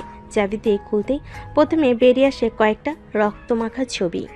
এই লোকটা, এটা তো আমাদের বাসার পুরনো দারোয়ান। মেরে ফেলেছিল বলেই তো হঠাৎ চলে গিয়েছিল। তার এরপর সে দেখতে পাই একটা পুরনো ব্রেসলেট, যার ভেতরে খোদাই করা তপিলাস র চিরকাল। তামান্না। দরজার খটখটের শব্দে রাফির ঘুম ভাঙে। সে দেখে নীরা তার সামনে বসে আছে, আর তার পাশে খুলে রাখা সেই সিন্দুক। কে বলেছে তোমাকে এটা খুলতে? আমি কি শুধু তোমার শরীরের সঙ্গী? আমার কি জানার অধিকার নেই তুমি কাকে ভালোবেসেছিলে, কাকে মেরেছ? আমি তামান্নাকে ভালোবেসেছিলাম, কিন্তু সে আমাকে বিট্রে করেছিল। শত্রুদের হাতে আমার লোকদের নাম বিক্রি করে দিয়েছিল। আমি ওকে ছেড়ে দেইনি, কিন্তু আজও ভুলতে পারিনি। তাহলে আমি কি তোমার প্রতিশোধ ভুলে থাকার সঙ্গী? তুমি আমার ভালোবাসা, যা আবার বিশ্বাস যোগায়, কিন্তু আমি জানি আমার ভেতরের দানব এখনো ঘুমায়নি। বাতাস ভারী হয়ে ওঠে, চোখে চোখ, দেহে আগুন। যদি আজ তোমার আগুন আমাকে পোড়াতে না পারে, তাহলে আমি কাল হয়তো তোমার ছায়াও সহ্য করব না। তাহলে পোড়াও আমাকে, তোমার ভালোবাসায়, তোমার রাগে, তোমার স্পর্শে। নীরা তার দিকে ঘুরে দাঁড়ায়, ঠোঁট কামড়ে বসিয়ে। তোমার গোপন যতটুকু হোক, আমি চাই আজ আমার ত্বকে সব লিখে দাও। ঠোঁটে কামড় বসিয়ে বলে। সেই রাতে বিছানার চাদরে লেখা ওই দুঃখের কবিতা, কামনার গল্প আর প্রতিজ্ঞার সশরীরই ভাষা। দুপুর, রাফি বাইরে কাজে গেছে। নীরা একা ফ্ল্যাটে। দরজার হঠাৎ বেল বাজে। দরজা খুলতে তামান্না দাড়ি, কালো স্লিপনেস, ঠোঁটে লাল লিপস্টিক আর চোখে আগুন। আশা করি আমার পুরনো প্রেমিক তোমাকে খুব ভালোভাবেই প্যাকেট খুলে দিয়েছে। তুমি যতটা ভাবো না, ও আমাকে শুধু বিছানায় ভালোবাসে, ও আমার ভেতরটাকে চেনে। তোমার ভিতরটা চিনে? তুমি জানো রাফি আমার কতটা গভীরে গিয়েছিল? ও আমাকে একটা ফাঁকা গ্যারেজে নিয়ে প্রথম সেই রাত এখনো গায়ে লেগে আছে। তুমি যা চাও, কিন্তু আজ থেকে রাফি শুধু আমার, আর তুমি ফেলে দেওয়া ছায়া। ভুল করছো মেয়ে। রাফিকে হারাতে হলে তোমাকে হারাতে হবে। আমি শুরু করেছি ঠিক এখনই। সন্ধ্যের দিকে রাফি বাসায় ফিরে আসে। তাকে দেখে নীরা হঠাৎই চুপ হয়ে যায়। তবু রাফি তার গলা ছুঁতে সে যেন এক অজানা ঘরে ঢুকে যায়। তামান্না এসেছিল তাই না? তুমি কিভাবে জানলে? আমি জানি ও তোমাকে টার্গেট করেছে, কিন্তু আজ রাতে আমি তোমার শরীরের প্রতিটি ইঞ্চিতে বিশ্বাস লিখব, যাতে কেউ তোমাকে আর ছুঁতে না পারে। রাফি নীরাকে বাথরুমে নিয়ে যায়। স্নান জলে দুজনের শরীর জড়ে জলের মতোই। তোমার আঙুলে যদি যন্ত্রণা হয় তাও থেমো না। আমি চাই তুমি আজ আমার মালিকানা দাও। আজ শুধু মালিকানা নয়, তোমার শ্বাস, তোমার চিৎকার সবই আমার হবে। ফ্লোরে দেওয়ালে আয়নার সামনে যেখানে ছিল না কোনো প্রেমের ভাষা, শুধু দেহে লেখা প্রতিরোধ আর স্বর্গীয় পাগলপনা। রাত গভীর। নীরা একা বারান্দায় দাঁড়িয়ে হঠাৎ দেখে পাশের বিল্ডিংয়ের ছাদে কেউ তাকিয়ে আছে ওদের দিকে। কে হতে পারে? ছায়ামূর্তি একটা সিগারেট ধরায়, তারপর হাত নাড়িয়ে কিছু ইশারা করে। নীরার পা শিউরে ওঠে। সেই মুহূর্তে রাফি তাকে পেছন থেকে জড়িয়ে ধরে। ভয় পেয়েছো? কেউ ছাদ থেকে তাকিয়েছিল, ইশারাও করলো। তাহলে যুদ্ধ শুরু হয়ে গেছে নীরা। এখন শুধু প্রেম নয়, এখন লড়তে হবে, জান দিতে হবে। সকাল। রাফি কাজের ছুতোয় বাইরে গেছে। নীরা পাশে একা। তামান্না ঠিক তখনই তার চালটা খেলে। দরজায় আবার বেল। নীরা ভেবেছিল কাজে লোক, তার নির্দ্বিধায় খুলে দেয়, কিন্তু পরক্ষণে নাকের সামনে কাপড় চাপা পড়ে। তামান্না ম্যাডাম বলেছে খেলনা চুরি করতে, খেলার মাঠটা ওর। নীরার শরীর ঢলে পড়ে। নীরার চোখ খুলে সে নিজেকে আবিষ্কার করে একটা পুরনো গ্যারেজে, হাত পা বাঁধা। সামনে তামান্না বসে আছে, রেশমি শাড়ি পরে, হাতে এক গ্লাস ওয়াইন। আমি শুরু করছি ঠিক এখনই। এখানেই রাফি আমাকে প্রথম ছুঁয়েছিল। আজ তোমাকে আমি ছুঁব না, শুধু ভাঙবো। রাফি আসবে, ও তোমায় শেষ করে দেবে। আসুক, রাফি দেখবে তোমার কান্না কতটা সুরে বাজে। তামান্না নীরের চুল মুঠো করে টেনে বলে, তোমার চোখে ভয় ভালো। আজ ভয় আর কামনার মধ্যেকার পার্থক্যটুকু তোমার দেহে লিখে দেবো আমি। রাফি তখন জানতে পারে নীরা নিখোঁজ। তখনই সে শান্ত, কিন্তু যখন সিসিটিভিতে মুখোশধারীতে দেখে, তার চোখের ভাষা বদলে যায়। ওরা আমার নীরাকে ছুঁয়েছে, এখন আমি ওদের পুড়িয়ে দেব, নরক বানিয়ে দেব এই শহর। রাতে একসাথে 4টে গাড়ি ছুটে চলো পুরনো গ্যারেজের দিকে। চারপাশ থেকে ঘিরে ফেলে রাফির দল। নীরা, আমি এসেছি। গ্যারেজে ঢুকে সে দেখে নীরার গায়ে কিছু অংশে আঘাতের দাগ, চোখে জল। তামান্না তখনও দাঁড়িয়ে অস্ত্র হাতে। তোমার মালিকানা নষ্ট করলাম না রাফি, শুধু তোমার অহংকারটা ভাঙলাম। তুমি যা হারিয়েছো সেটা আমি ফিরিয়ে দিচ্ছি না, এখন যা নিতে এসেছি সেটা রক্ত। তখনই গুলি চলে, দুপাশ থেকে শব্দ। তামান্নার গায়ের পাশে গুলি লাগে, সে মাটিতে পড়ে। এখন থেকে কেউ যদি তোমার দিকে তাকায়ও আমি ওর চোখ গলিয়ে দিব। রাত গভীর। রাফি নীরাকে বিছানায় শুয়ে দেয়, তার আঘাতে হাত বুলিয়ে দেয় কোমলভাবে, কিন্তু নীরার চোখে এক অন্যরকম প্রশ্নের ছায়া। তুমি কিভাবে জানলে আমি কোথায় ছিলাম? তোমার ফোনে ট্র্যাকিং সফটওয়্যার ছিল, আমি তোমায় হারাতে পারি না। তুমি কেমন করে এত লোক মেরে ফেললে? তুমি তো একদিন স্বাভাবিক ছেলে ছিলে, এত রক্ত কিভাবে তোমার হাতে এলো? তুমি আমার শরীর ভালোবাসো নীরা, কিন্তু যদি আমার অতীত জানো তাহলে হয়তো আমায় ছুঁতেও ভয় পাবে। পরের দিন নীরা রাফির ফ্ল্যাটে এক গোপন ঘরে দরজা খোলে। ভিতরে শুধু অন্ধকার নয়, দেওয়াল জুড়ে ছবি, অস্ত্র, মৃত লোকজনের রেকর্ড। এইসব কি তোমার শিকারের তালিকা? তারা কেউ সাধু ছিল না, তারা আমার মাকে মারছিল, আমার বাবার রক্ত শুকিয়ে দিয়েছিল। আমি তাদের বিচার করেছি নীরা, আমার মতো করে। তুমি কি খুনি? আমি প্রেমিক যদি তুমি আমার বিচার করো, আমি দানব যদি তুমি আমায় ত্যাগ করো। নীরা চুপচাপ দাঁড়িয়ে। রাফি ধীরে ধীরে তার শরীর ছুঁয়ে বলে, আমার ছায়া ভয়ঙ্কর, কিন্তু আমার ছোঁয়া শুধু তোমার জন্য। তুমি যদি চাও আমি আমার অস্ত্র ভেঙে ফেলবো, শুধু আমাকে ছুঁয়ে বলো তুমি এখনো আমায় চাও। তোমার ছোঁয়ায় আমি সব ভুলে যাই, আমার শরীর হয় আগুনের গন্ধে ভরা। রাফি, আমি তোমার দানবতাকেও ভালোবাসি। রাফি ঠোঁট নীরার ঘাড়ে ছুঁয়ে গেল, শরীরের প্রতিটি স্নায়ু যেন বিস্ফোরণ হয়ে যায়। তোমার চোখে যদি রক্ত থাকে থাকুক, কিন্তু আমার এখন শুধু তুমি। আমার বুকের নিচে তোমার নাম দগদগে আগুনের লেখা। তাহলে আসো, আমার দানবতাকে ছুঁয়ে দেখো, কতটা গভীর ভালোবাসা লুকিয়ে রেখেছি তোমার জন্য। সেই রাতে বিছানায় শুধু ভালোবাসা ছিল, ছিল ভয়, পাপ আর অদম্য কামনা সুর। ভোরবেলায় নীরা যখন ঘুম থেকে ওঠে দরজার সামনে একটা ছোট্ট গিফট বক্স দেখে। ভিতরে একটা সাদা শাড়ি আর রক্তমাখা চিঠি। তোমার শরীরে এবার সাদা রংটাই চাই, কারণ রংটা কালো রঙে লাল হবে। রাফি, কেউ আমার পেছনে লেগেছে। চিঠিতে লেখা আছে কাল আমাকে খুন করা হবে। তারা আমার শিকার হয়েছে আগে, এবার তাদের শেষ নিঃশ্বাস আমি নিজের হাতে ছিঁড়ে আনবো। রাফি নীরাকে নিয়ে সেফ হাউসে চলে যায়, কিন্তু ও জানে এই খেলা এবার আরও বড় পরিসরে শুরু হয়েছে।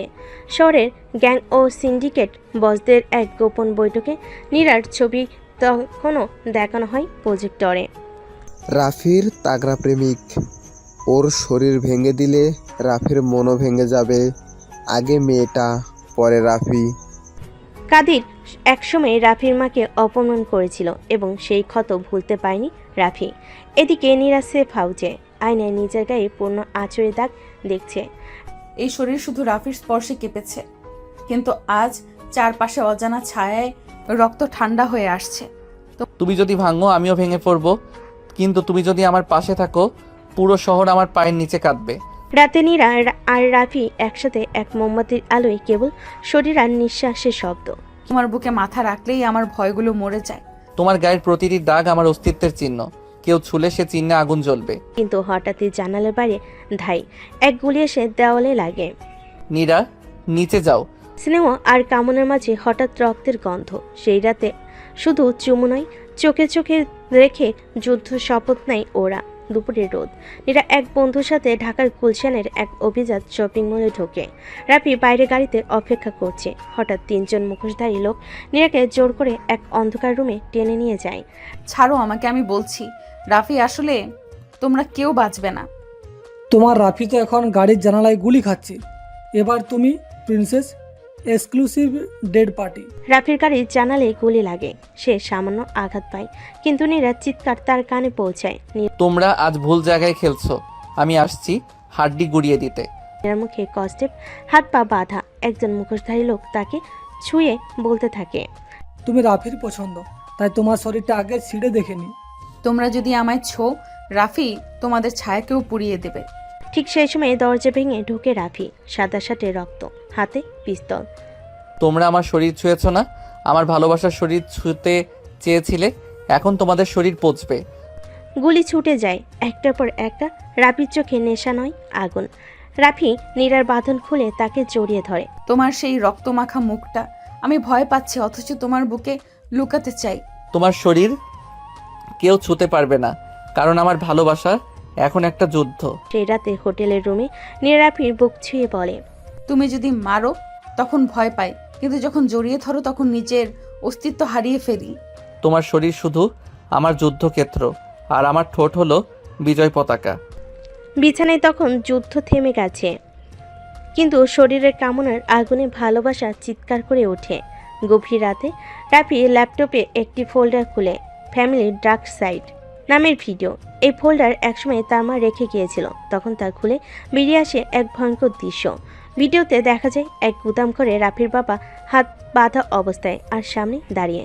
তুই এত সৎ ছিলি বল, এখন তোকে দেখছি কিভাবে তোর রক্তের গন্ধ ওঠে। মাহির চৌধুরী, এই নামটা শুনলেই রাফির হাত কাঁপে না, বরং শক্ত হয়ে যায়। আমার বাবা সৎ ছিল, তুমি ছিলে বিষাক্ত, এবার আমি সেই বিষ নিঃশেষ করব। সে রাতে নীরা জানে না কি ঘটেছে। রাফি তার কাঁধে হাত রেখে বলে, তুমি জানো আমি কেন আজকাল এতটা উগ্র হয়ে উঠেছি? আজ তোমাকে জানাতে হবে।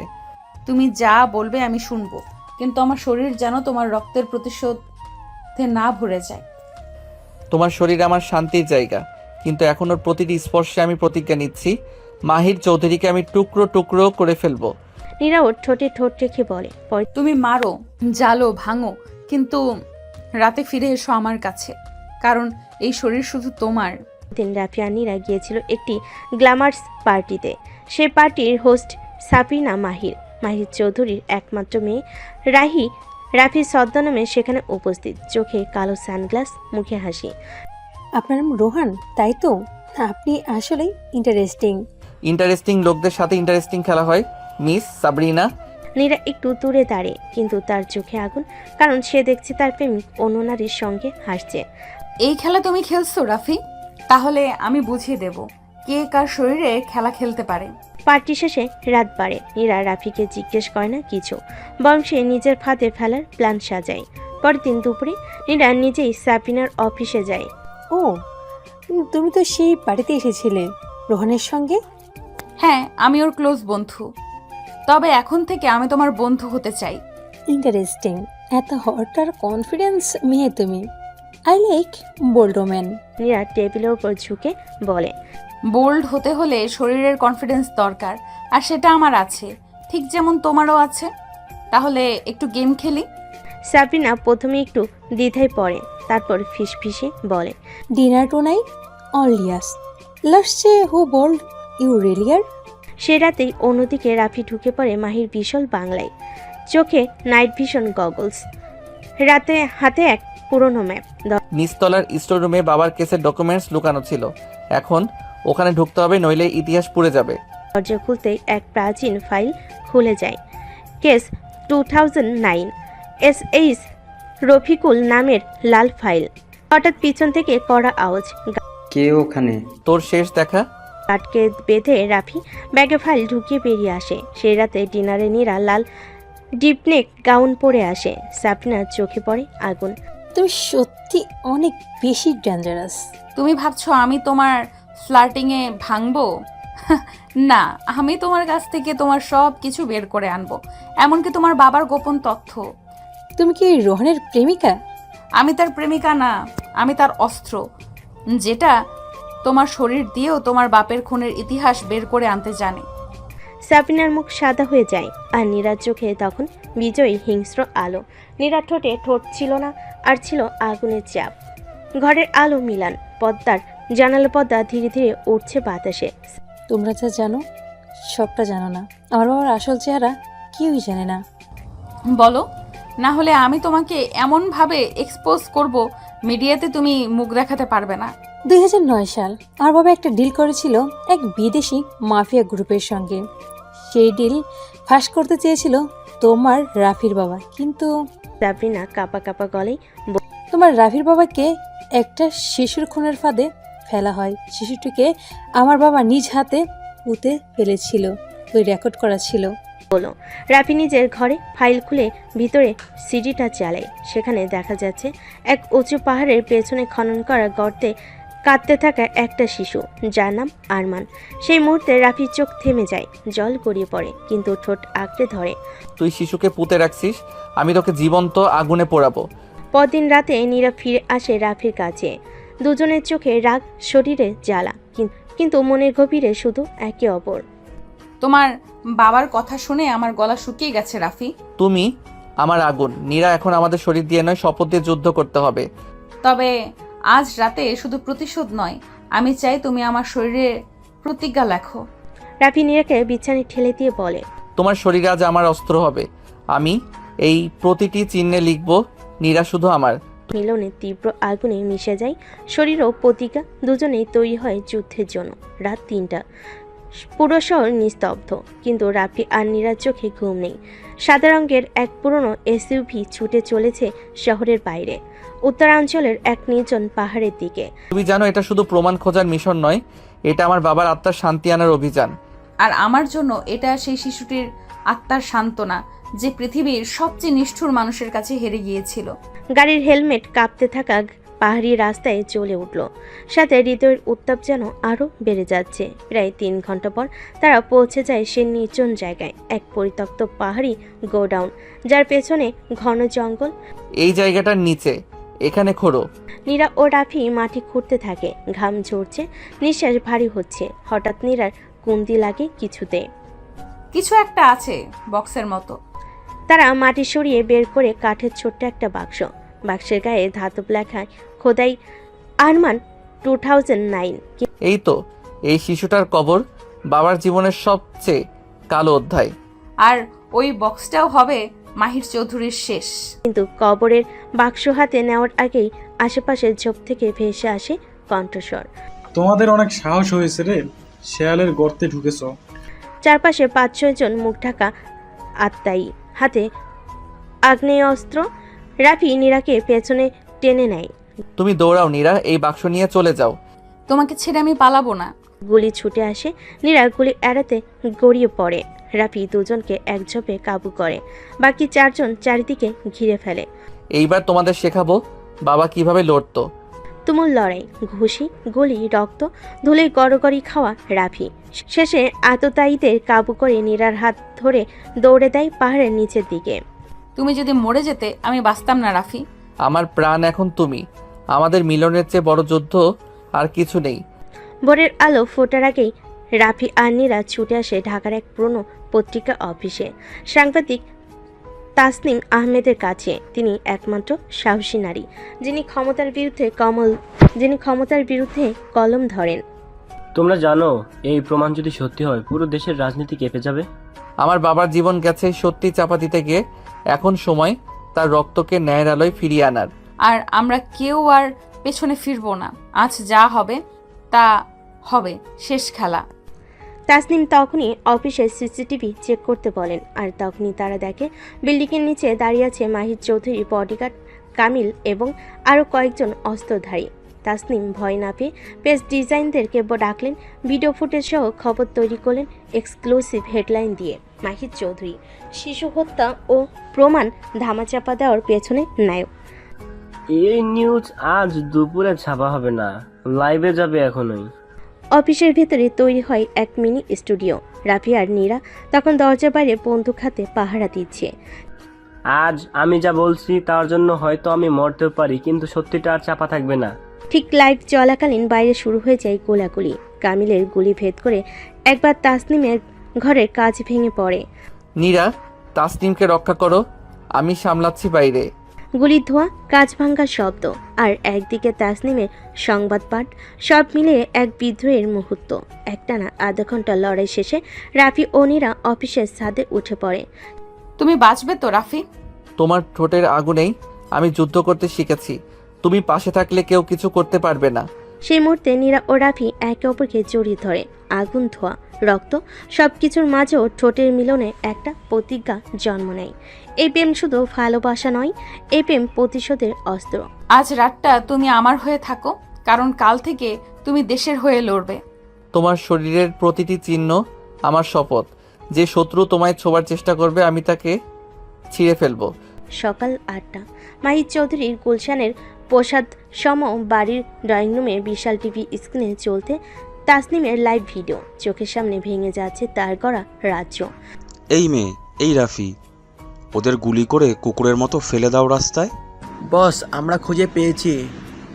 রাফি নীরা এখনও এই শহরের ভেতরে আছে, কিন্তু মিডিয়া এখন তাদের হিরো বানিয়ে ফেলেছে। তাহলে তাদের মৃত্যু হবে আরও ভয়ঙ্কর।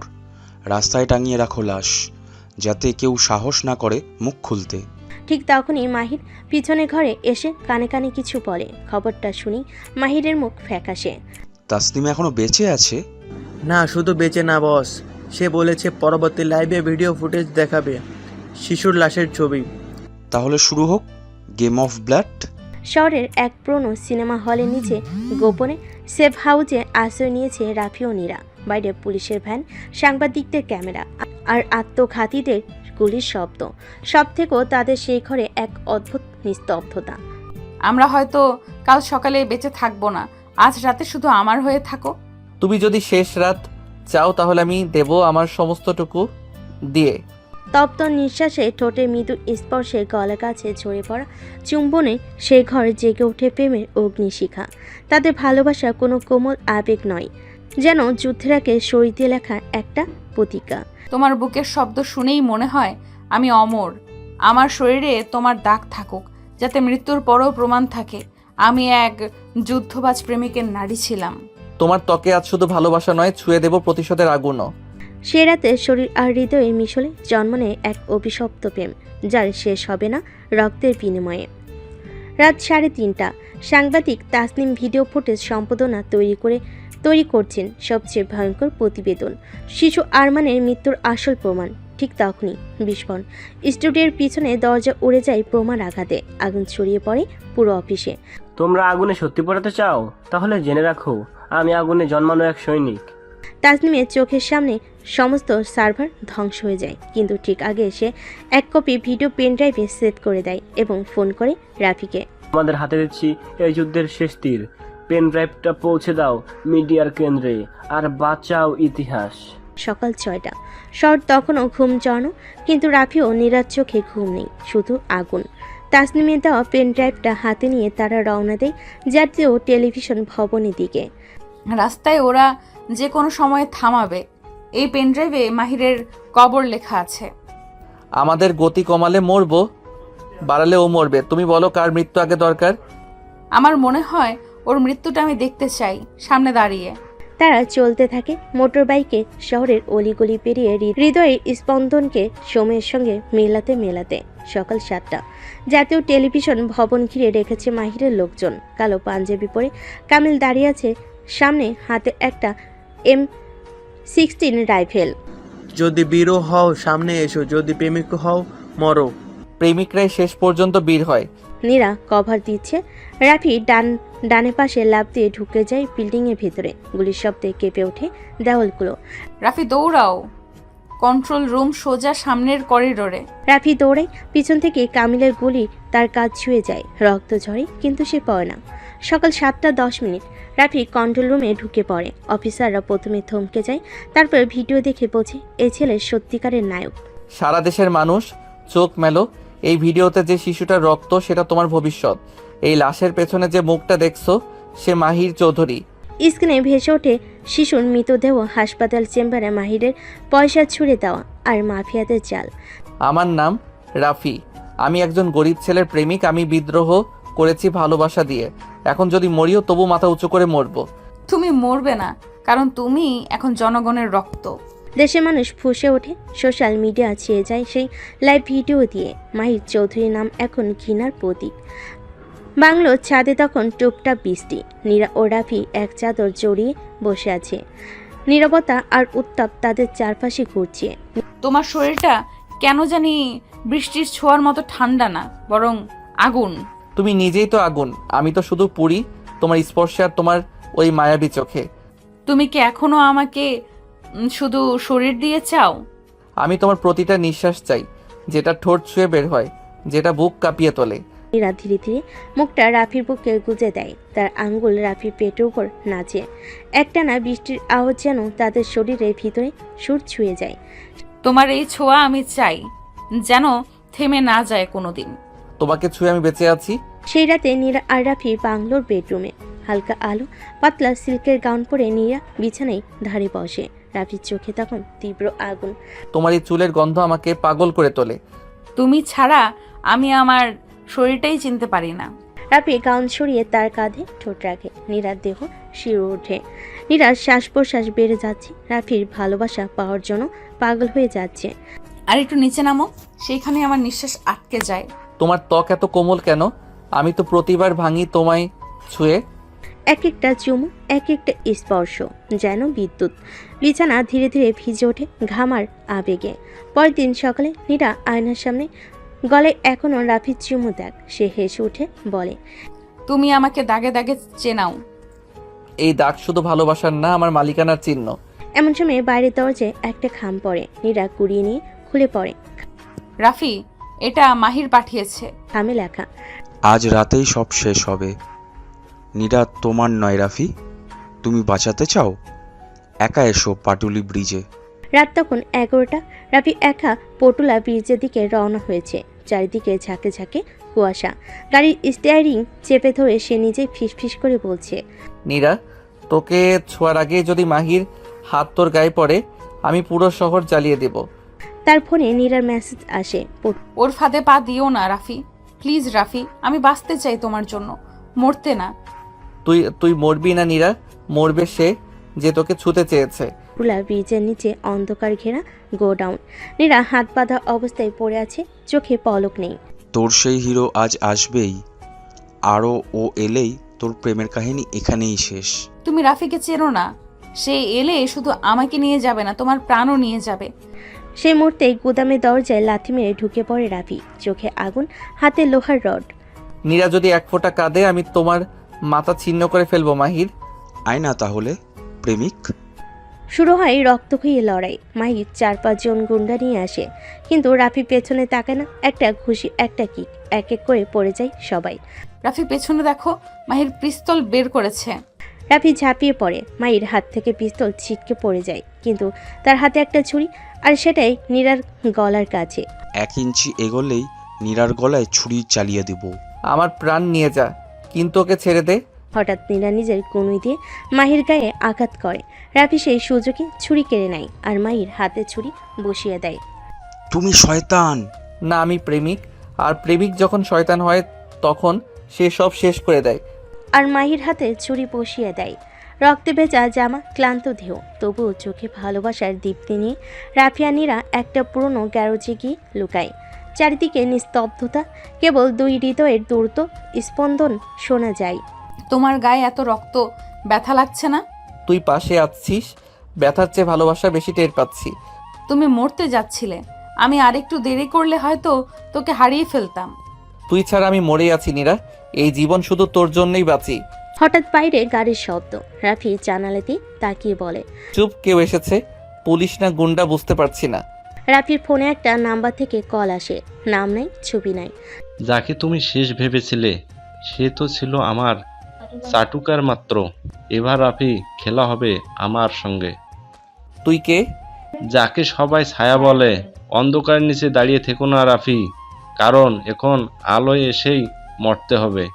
যে নীরার দিকে তাকাবে তার আলো ছায়া আমি দুটোই পুড়িয়ে ফেলবো। নীরা হতভম্ব হয়ে যায়, রাফির দিকে তাকায়। নতুন কেউ, আরেকটা শত্রু? আরো ভয়ঙ্কর, এদের ভয় নেই, শুধু ধ্বংসই চাই। রাতে নীরা আর রাফি এক ঘরে এক খাটে, বাইরে টিপ টিপ বৃষ্টি, আর ভেতরে দুটো কাঁপতে থাকা শরীর, ভয়ের জন্য, ভালোবাসার জন্য। একদিকে শত্রুপক্ষ, আরেকদিকে নীরার স্পর্শ রাফিকে সব টেনশন ভুলিয়ে দেয়। আমার শরীর গরম হয়ে যাচ্ছে রাফি, আমি তোমার বুকের কাছে আসতে চাই, একদম গায়ে গায়ে। এই শরীর, এই নিঃশ্বাস সব তোর, আজ কাল চিরকাল। রাফি নীরার হাত ধরে কাছে টেনে নেয়, তার চোখের দিকে চেয়ে বলে, তুই শুধু আমার, এই গায়ের গন্ধ, এই কোমলতা সব আমার, আর কেউ এক চুলো ছুতে পারবে না। তুই যখন বলছিস আমার শরীর কাঁপে, তোর ছোঁয়ায় যেন আগুন জ্বলে ওঠে রাফি। বৃষ্টির শব্দে মিলিয়ে যায় দুজনের গভীর শ্বাস। গলার নিচে নামে ঠোঁট, আর বুকের ভেতর জেগে ওঠে ভালোবাসার দাবানল। সকালবেলা আশ্রয় কেন্দ্রের দরজা নিচে একটা চিঠি পড়ে থাকতে দেখা গেল। রাফি সেটা তুলে নিতেই তার মুখ শক্ত হয়ে গেল। কার চিঠি? তোর শরীরের প্রতিটা ক্ষত আমি জানি, তোর ভালোবাসার প্রতিটা স্পর্শ আমি দেখেছি। এবার সময় হয়েছে, তুই নিজেই বুঝবি, ভালোবাসা দিয়ে সবকিছু জেতা যায় না। দেখা হবে রাতে, যেখানে তোর ছোঁয়া তোকে ফাঁসাবে। কে এটা? রাফি, এটা কি কোনো গুন্ডা না পুলিশের কেউ? না, এটা নতুন কেউ, আর সে আমাদের একদম কাছ থেকে দেখছে। একাই বেরিয়ে পড়ে চিঠিতে দেওয়া ঠিকানার দিকে। একটা পরিত্যক্ত স্কুল বিল্ডিং, ভেতরটা অন্ধকার ছায়ে ভরা। বের হয়ে আয়, আমার মেয়েটার দিকে চোখ তুলে তাকানোর সাহস তোর কিভাবে হলো? তুই তাকে রক্ষা করতে চাস? তোকে আগেই নিজেকে প্রমাণ করতে হবে রাফি। ভালোবাসা দিয়ে গ্যাংস্টার হওয়া যায় না, খুন ছাড়া কিছুই প্রমাণ হয় না এই অন্ধকারে। আমি তোর মুখ দেখতে চাই। তোর ছায়াই তো আমার মুখ রাফি। তোর এই পুরানো ভুল, তোর বিশ্বাসঘাতকতা, তোর নিজের অতীত আমি, সেই ছায়া যা তোর চোখে এড়িয়েছিল এতদিন। রাফি ফিরে আসে রাতের বেলা। সে ক্লান্ত, আহত। নীরা তাকে দেখে ছুটে যায়। তোমার চোখে ভয় কেন রাফি? আমি ভয় পাই না, তোমার সাথে থাকলে মৃত্যুও জয় করে নিতে পারি। রাফি নীরার হাত ধরে কাছে টেনে নেয়। ক্লান্ত হয়ে নীরার ওপর শরীর হেলিয়ে দিয়ে বলে, তুই শুধু সাহসী না নীরা, তুই আমার অস্ত্র। তুই ছাড়া আমি মরুভূমির মতো শুষ্ক। তুমি যখন আমার গায়ের কাছে আসো, আমাকে আদর করো, তখন আমার শরীর গলে যায়। তোমার কণ্ঠ শুনলেই আমার শরীরে আগুন লাগে। এই ঠোঁট শুধু তোমার, এই শরীর শুধু তোমার, আমার সব কিছুই তোমার। যদি কখনো তোমার এক ফোঁটা অশ্রু ঝরে, আমি পুরো শহর জ্বালিয়ে দিব।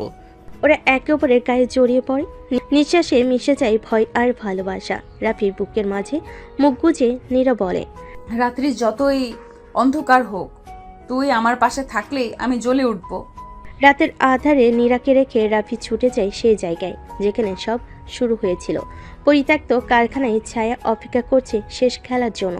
তোকে শেষবারের মতো জিজ্ঞেস করছি রাফি, এই তুই কিভাবে ভাবলি যে ভালোবাসা দিয়ে এই অন্ধকার জগৎ বদলাবে? তুই যেই হও, আমার ভালোবাসা তোর গুলির চেয়েও শক্তিশালী।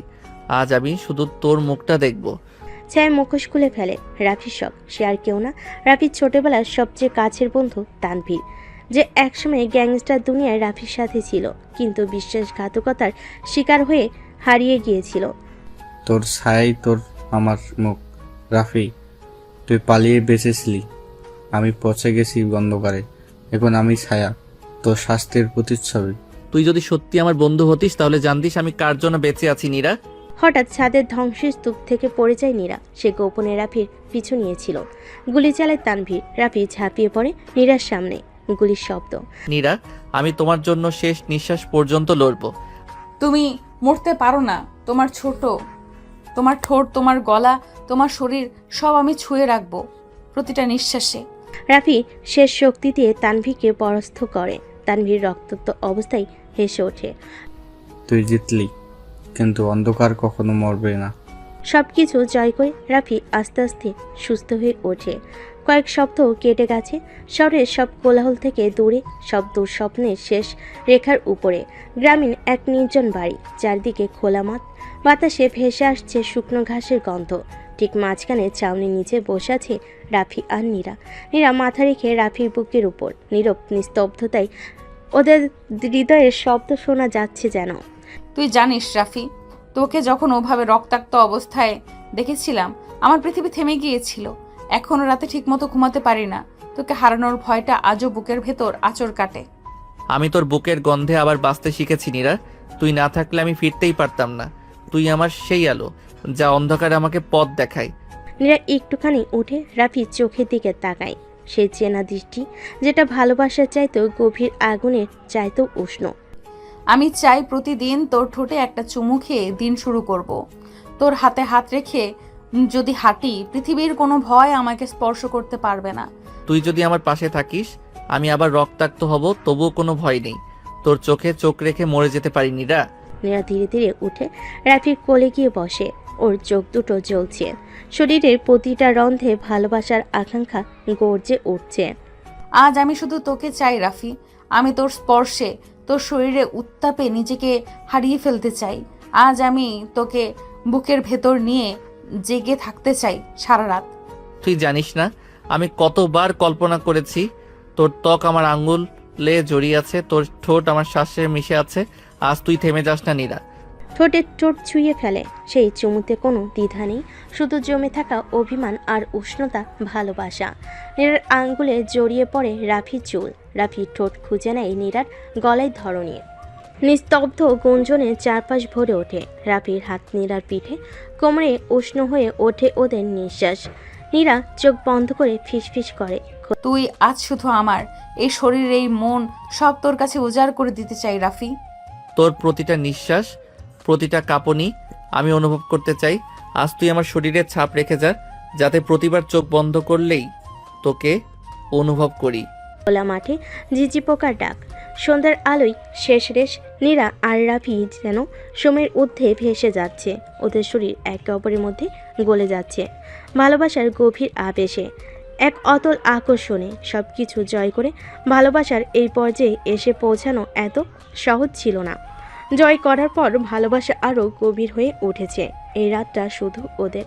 এই ভালোবাসা থেমে যায় না, শুধু আরেকটা অধ্যায় শুরু হয়, যেটা শরীরের গন্ধে, হৃদয়ের স্পন্দনে চিরকাল বেঁচে থাকে। ভালোবাসার অত ভালোবাসা হলে কোনো বাধাই বাধা না, ধনী গরিব কিছু যায় আসে না। আর রাফি নীরা এটাই প্রমাণ দিয়েছে।